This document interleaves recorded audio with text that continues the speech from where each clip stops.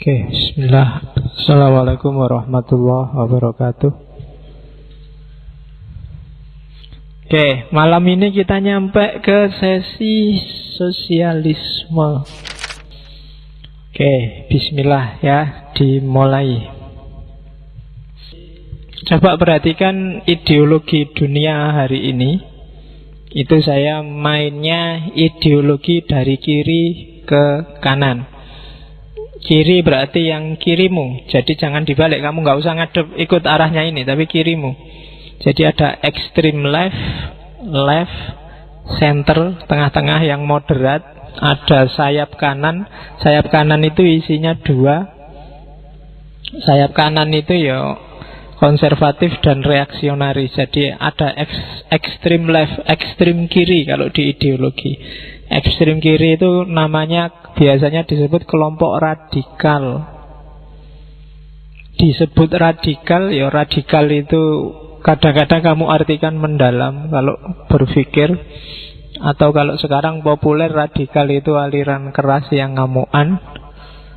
Sebenarnya bukan itu. Kalau radikal ekstrem kiri itu dikenal karena dia ingin bikin perubahan drastis. Jadi dari kondisi putih dibalik jadi kondisi hitam atau sebaliknya. Itu ekstrim, ekstrim kiri. Makanya kadang-kadang gerakannya gerakan-gerakan ekstrim. Karena dia ingin mengubah situasi secara drastis. Jangan salah, nanti komunisme ada di situ. Terus agak lembut dikit sama-sama kiri. Kelompoknya namanya liberal. Ini kalau bagi mahasiswa sosial politik pasti kenal. Kalau liberal itu ingin ngubah tapi tidak drastis, hanya beberapa aspek saja. Atau perubahan secara gradual. Itu biasanya liberal. Termasuk kalau kalian pernah dengar Islam yang liberal. Meskipun liberal, dia pasti ada hal-hal tertentu yang dia pertahankan sebagai identitas keislaman. Bukan perubahan drastis. Nah, yang tengah-tengah itu namanya moderat. Moderat nggak usah saya jelaskan. Berarti dia perubahan tapi dikit-dikit menyesuaikan dengan perubahan situasi. Lihat-lihat kondisi, lihat-lihat konteksnya. Kelompok kiri itu biasanya suka dengan isu-isu, dengan nilai-nilai yang ditulis kecil-kecil di bawah itu. Human right, hak asasi manusia, egalitarianisme, kesetaraan, kemudian personal liberty, kebebasan individual, dan yang terakhir internasionalisme, cara berpikir global. Tidak suka yang lokal-lokal. Nah, itu kiri biasanya. Termasuk kalau kalian pernah dengar Islam kiri. Nah, itu juga isu-isu yang diangkat itu. Kalau kanan nanti ada yang ekstrim, ada yang biasa. Kalau yang biasa namanya kelompok konservatif. Kelompok konservatif ini biasanya ya konservasi, melanggengkan tatanan yang sudah mapan. Jadi apa adanya sekarang wis enak, wis ndak perlu mikir aneh-aneh. Ndak usah ribut dengan status quo, wong kita sudah mapan kok. Kita harus mempertahankan apa yang kita miliki. Itu biasanya kelompok-kelompok konservatif. Budaya bangsa kita harus tidak boleh diganti-ganti. Itu kelompok konservatif. Beragama juga begitu. Kelompok konservatif berarti kelompok yang mempertahankan tradisi. Ini jenis kanan. Sementara yang kiri itu biasanya isu-isu pembebasan. Itu kiri.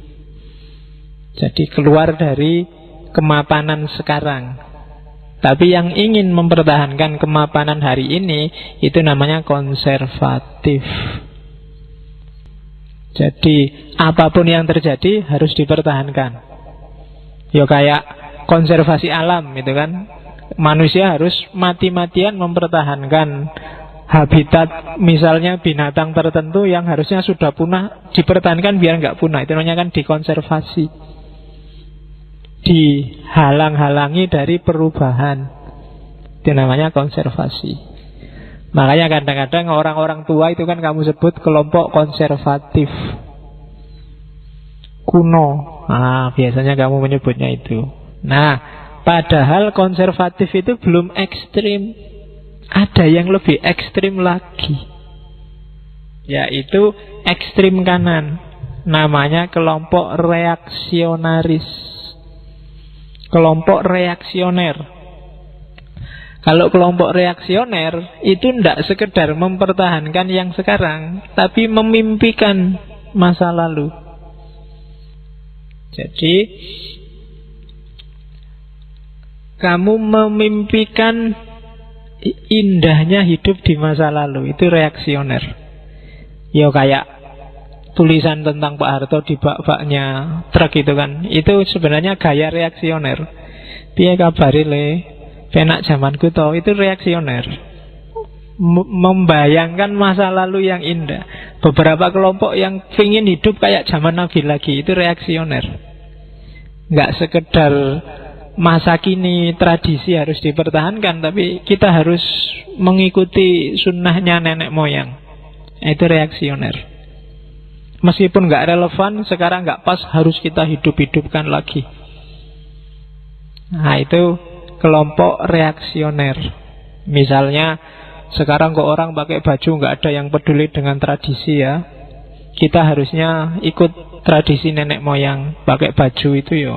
Terus yang Jogja wajib hari Kemis misalnya pakai baju tradisional. Kan ada yang kayak gitu. Terus pegawai-pegawai Pemda, Pemkot itu terus podo pakai blangkon, pakai jarit. Nah, itu kalau membacanya hanya tradisi yang dipertahankan, itu konservatif. Tapi kalau dibalik itu ada ambisi untuk menghidupkan lagi masa lalu yang jaya, itu reaksioner.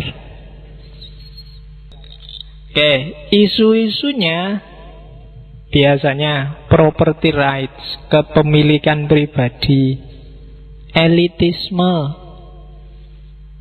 Jadi kelompok-kelompok elit, ningrat, bangsawan, feodal gitu. Kalau di Islam ya elit, rohaniawan, ulama, wali, kiai, otoritarianisme yang punya otoritas, dan nasionalisme, kebangsaan, kebudayaan, tradisi. Itu isu-isu kanan. Jadi ini mode ideologi dunia hari ini. Ada ideologi-ideologi kiri, ideologi-ideologi kanan. Manifestasi ideologinya nanti semacam ini. Lagi-lagi kiri dan kanan. Ekstrem kiri itu ada komunisme. Komunisme itu ekstrim, pengen ngubah situasi mendadak dari kondisi kapitalis jadi kondisi kesetaraan. Itu kan drastis, ekstrim. Kebalikannya komunisme, kalau komunisme tekanannya pada masyarakat kebersamaan, anarkisme sama-sama ekstrim. Individualisme mutlak sama sosialisme mutlak. Itu ekstrim. Lebih lembut daripada komunisme ada sosialisme. Kalau sosialisme ini sama tekanannya pada masyarakat, tapi tidak sedrastis komunisme. Nanti kita lihat. Terus ada yang lebih moderat, center, yang tengah, liberalisme. Liberalisme ini disebut moderat karena dia bisa ke kanan, bisa ke kiri. Silahkan manusia membaca kondisinya masing-masing, memutuskan dan memilih sesuai idealnya sendiri. Kemarin kita sudah liberalisme sudah. Itu termasuk moderat. Nah, di kanan tadi ada konservativisme sama yang ekstrim. Kalau ideologi nanti lahir namanya fasisme. Contohnya dulu di Italia ada Mussolini. Jadi bedanya di mana kanan sama kiri? Semakin ke kiri, semakin fokus pada perubahan sosial. Semakin ke kanan, semakin fokus pada kekuasaan otoritas. Bedanya di situ. Jadi maka komunisme itu kan kelihatan drastis sekali, pengen ngubah tatanan sosial. Sementara fasisme itu kelihatan mati-matian mempertahankan kekuasaan negara. Konservatisme mempertahankan kemapanan. Sosialisme melakukan perubahan sosial meskipun tidak sedrastis komunisme. Kalau anarkisme melakukan perubahan sosial tapi secara individual. Setiap orang silahkan gerak sendiri-sendiri sesuai keinginannya. Itu ideologi dunia hari ini. Oke. Jadi itu politik. Yang tadi politik, kalau yang ini ekonomi. Sama kategorinya, cuma dari sisi perekonomian, semakin kelompok kiri, dia semakin menekankan pada kesetaraan antar manusia. Semakin ke kanan, semakin dia lebih suka ketidaksetaraan, bahwa manusia itu punya hierarki yang beda-beda, ada levelnya. Semakin ke kiri, semakin tidak suka dengan kepemilikan pribadi. Segalanya harus dimiliki bersama. Semakin ke kanan, semakin menekankan pada setiap orang bebas punya kepemilikan sendiri-sendiri. Nah, itu secara sosial ekonomi. Oke. Nah, ini cara paling gampang, peta paling gampang untuk memahami bedanya apa sosialisme demokrat, komunisme, kapitalisme demokrat sama fasisme. Variabelnya dilihat dari 4 hal. Kebebasan politik dan lawannya kontrol politik. Yang satu bebas, yang satu dikontrol. Sama ekonomi, kebebasan ekonomi dan kontrol ekonomi. Kalau komunisme itu kontrol politiknya maksimum, kontrol ekonominya maksimum, dikontrol semua. Kalau fasisme, kontrol politiknya maksimum, tapi ekonominya bebas. Itu negara fasis. Kalau kapitalisme demokrat, ekonominya bebas, politiknya bebas. Kalau sosialisme demokrat, politiknya bebas, tapi ekonominya dikontrol. Itu kan gampang kalau ada peta kayak gitu kamu mau mendefinisikan. Jadi di Indonesia ini politiknya bebas enggak, ekonominya bebas enggak.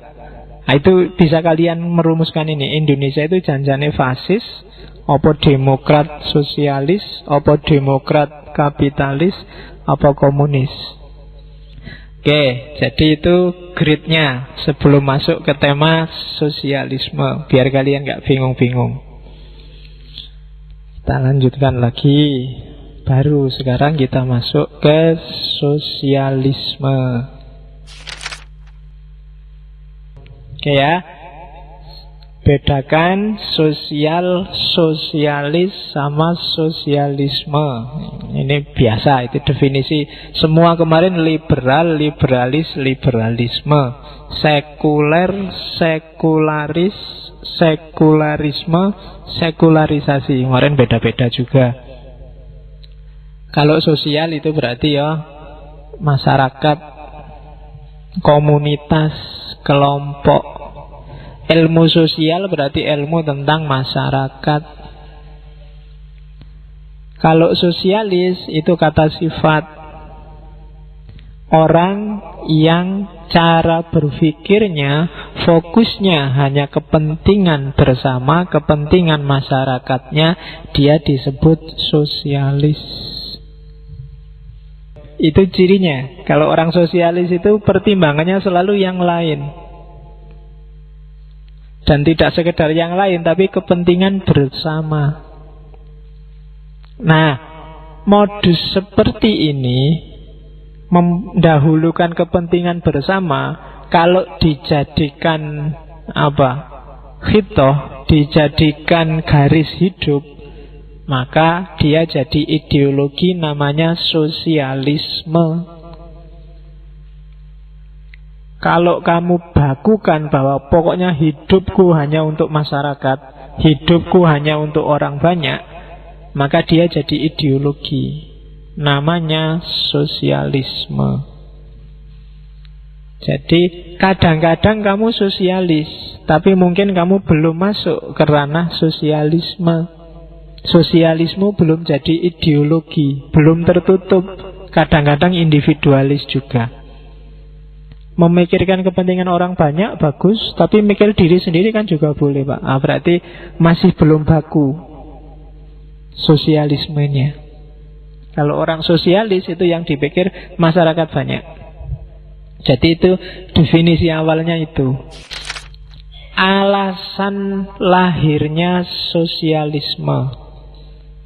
Sosialisme sebagai ideologi formal dikenal dunia itu awal abad ke-20.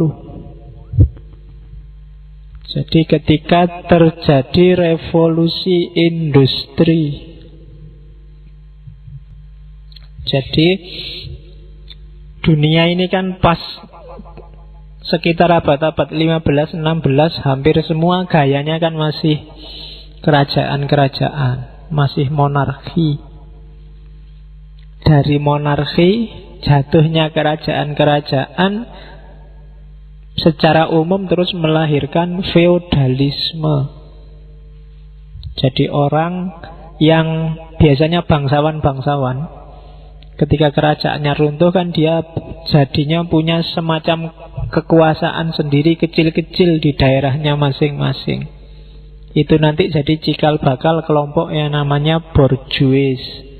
Orang-orang kaya, tuan-tuan tanah, penguasa-penguasa kecil di daerah-daerah. Di kita namanya tuan tanah, kalau di India namanya takur. Ya kan, kamu biasanya lihat film India itu yang biasanya yang main ya orang itu aja. Terus nah itu namanya kan takur. Takur itu tuan tanah, dia penguasa tanah. Karena kekayaan paling sip di era-era awal modern itu kan menguasai wilayah yang namanya tanah. Dan lahirnya feodalisme ini nanti diiringi lahirnya kelompok namanya kelompok pekerja. Jadi feodalisme, tuan-tuan tanah ini kan butuh orang yang ngopeni hartanya. Kalau tanah berarti orang yang garap sawahnya, garap lahan pertaniannya. Kalau perkebunan ya di kebunnya. Bahkan Belanda dulu waktu njajah Indonesia kan ya kebanyakan ya bisnisnya di pertanian perkebunan. Ini melahirkan banyak kelas baru namanya kelas pekerja. Kalau sebelumnya apa ndak ada Pak kelas pekerja? Ada sih, cuma tidak se ekstrim era industrialisasi ini. Zaman sebelum era industrialisasi, orang itu ya kerja untuk makan, dia bisa menikmati hasil kerjanya. Karena sumber daya alam itu kan share-nya masih tidak se ekstrim ketika lahir kapitalisme industrialisasi. Jadi simbah-simbahmu dulu sebelum abad 20 mungkin ya dia punya sawah sendiri, digarap sendiri, hasilnya dipakai makan, baru sisanya dijual untuk kepentingan nyari kebutuhan selain makan.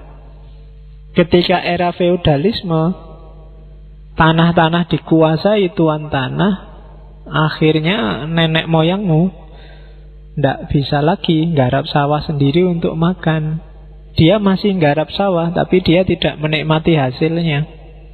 Karena sawahnya bukan miliknya dia lagi.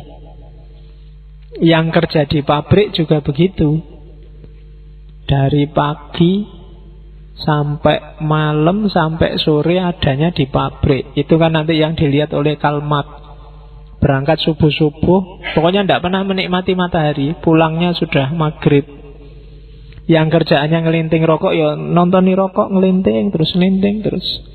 Tidak manusiawi. Manusia jadinya kayak robot. Itu yang dilihat oleh Karl Marx. Itu kelas pekerja. Hidupnya susah. Ketika dia menghasilkan karya, yang menikmati kelompok feodal ini, yang punya modal. Dia semakin kaya, kelas pekerjanya semakin sumpek. Itu yang dilihat oleh Karl Marx. Jadi kelas pekerja yang miskin terpinggirkan. Bahkan di era-era awal modernitas, penjajahan terjadi di hampir semua dunia ketiga selain Barat. Itu juga masalah besar. Karena ketika lahir model penjajahan, hampir semua di daerah jajahan itu adalah buruhnya, kelas pekerjanya. Dan itu yang terjadi. Di situ lahir gagasan sosialis. Yang ketiga, kritik terhadap pasar bebas. Jadi perputaran ekonomi yang dibiarkan bebas sesuai kapasitas masing-masing orang. Itu kalau strukturnya sudah timpang, struktur yang tidak imbang, begitu dibebaskan, ya terjadinya yang kaya makin kaya, yang miskin makin miskin. Itu yang dilihat oleh kelompok sosialis. Kalau saya orang kaya dan kamu orang miskin, contoh aja ini, terus dibiarkan bebas untuk beraktivitas tanpa dikasih regulasi, dengan kekayaanku, dengan modalku, aku bisa semakin kaya. Sementara kamu yang tidak punya modal, nggak punya apa-apa, sampai besok tetap jadi buruh. Semakin kaya aku bisa melakukan efisiensi. Daripada capek-capek membayari kamu, beli mesin aja kan beres. Pengangguran semakin banyak, kamu semakin sengsara. Lama-lama terjadi otomatisasi, industrialisasi semakin canggih, ya, kamu semakin tidak bisa dapat kerjaan. Kamu tidak dapat apa-apa akhirnya. Yang kaya semakin kaya. Hasil karyamu dinikmati oleh pemilik modal. Kamu kuliah capek-capek, akhirnya cuma jadi pegawai. Pegawainya kelompok elit tadi, kelompok borjuis tadi. Jadi gelarmu sekarang tambah lagi, proletar. Jadi kalau di kampus guru besar itu kan prof, kamu kasih aja prol itu depan, bukan prof. Prol itu ya wong melarat lah, gampang-gampangannya pokoknya. Kastanya kasta proletar. Oke, alasan inilah nanti melahirkan gagasan sosialisme. Konsep kuncinya 5. Yang pertama, community, komunitas. Jadi yang ada di pikirannya orang-orang sosialis itu kepentingan semuanya, komunitas. Jadi bukan kepentingan kelompok, bukan kepentingan individu, tapi kepentingan bersama. Yang kedua, cooperation, bukan lembaga yang namanya kooperasi ya, maksudnya kerjasama. Jadi sama-sama kerja, cuma tidak untuk kepentingan sendiri, tapi untuk kepentingan bersama. Cooperation itu kalau di bahasa Indonesia mungkin bisa diterjemahkan gotong royong. Jadi kerja bareng untuk kepentingan bersama. Di sini mungkin jadinya contoh paling gampang ya kerja bakti. Saya tidak tahu tradisi kerja bakti masih hidup nggak ya sekarang. Bahkan sekarang di kampus kan sudah tidak ada. Nah, yang ada cleaning service. Nah, itu modusnya kapitalis. Ada kelompok borjuis yang bayar, kelompok proletar yang dibayar untuk bersih-bersih. Harusnya kampus itu ya mungkin seminggu sekali kerja bakti bareng-bareng. Mungkin tambah rukun dosen sama mahasiswanya. Kalau kamu mau. Kamu mesti kan tidak mau, Pak, bayar mahal-mahal suruh kerja bakti. Tapi itu modus untuk kebersamaan sebenarnya. Ya kan, yo dosen dan mahasiswa yo nggak harus ketemu terus di kelas dalam rangka bahas ilmu, bahas filsafat. Ya sekali-sekali di luar.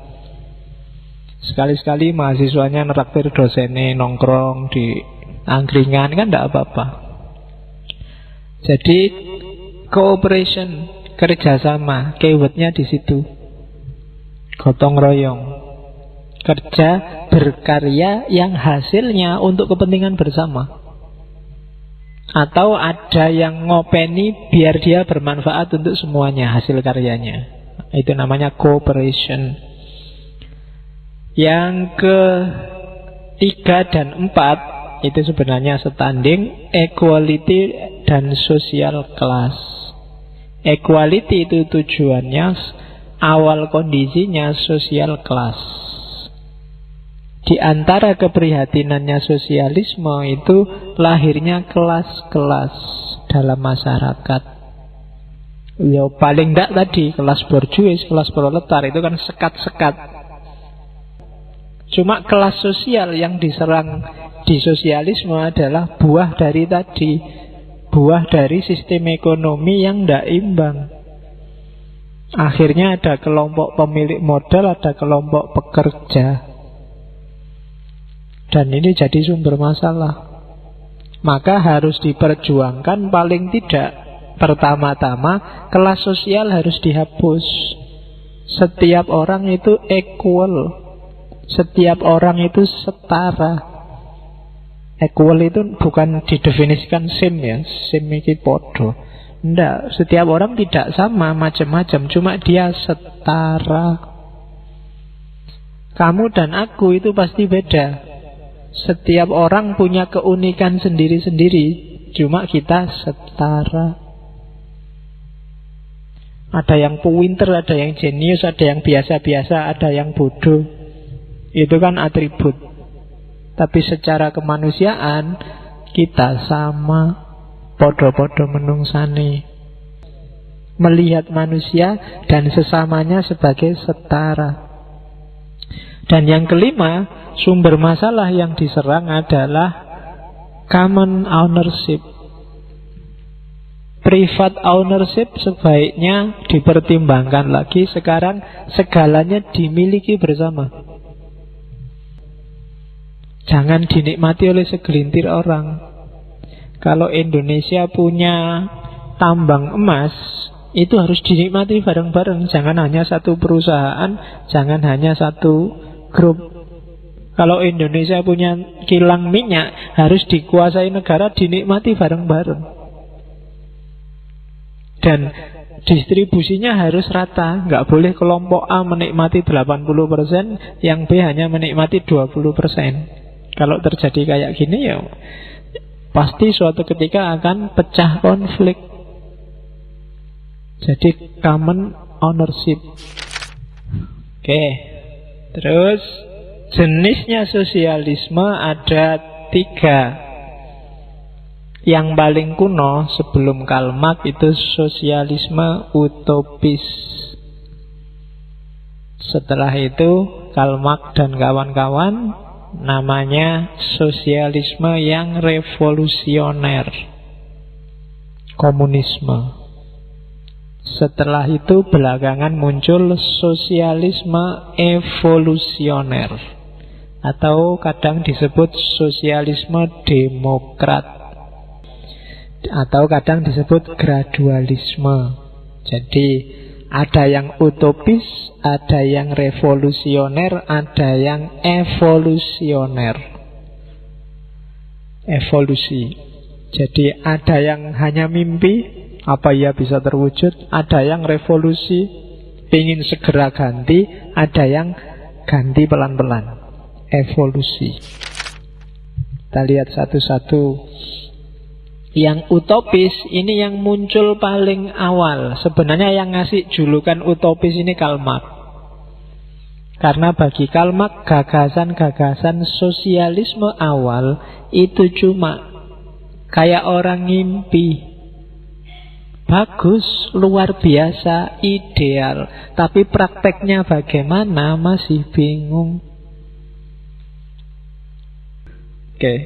Nah, gambarannya katanya sosialisme utopis itu kan orang ketika lahir kapitalisme, bagaimana kelompok pekerja yang tertindas, terus kan memimpikan gimana ya masyarakat yang setara, tidak ada kemiskinan, tidak ada kejahatan, tidak ada penyakit, nggak ada orang yang saling cuek, semuanya bekerja sama, saling bantu. Tidak egois mikir dirinya, tapi saling, itu kan utopis. Iyalah itu bagus, tapi terus piye prakteknya? Maka oleh Karl Marx, sosialisme awal ini disebut sosialisme utopis. Biasanya yang dikenal sosialisme utopis itu ada Robert Owen, Etienne Cabot, dan Charles Fourier. Robert Owen ini kan yang dikenal dengan kalimat di atas itu. Tidak ada kekurangan, tidak ada kemiskinan, tidak ada kejahatan, tidak ada penyakit. Enak sih nak diomongkan. Tapi untuk bikin kayak gitu itu gimana? Itu yang belum muncul di pikiran mereka. Sehingga oleh Karl Marx disebut ini namanya sosialisme utopis. Mimpi. Nek mimpi sih indah, bagus, tapi prakteknya gimana? Jalannya terus gimana? Dari situ Marx melanjutkan sehingga lahir namanya komunisme. Kalian sudah sangat sering mendengar ini.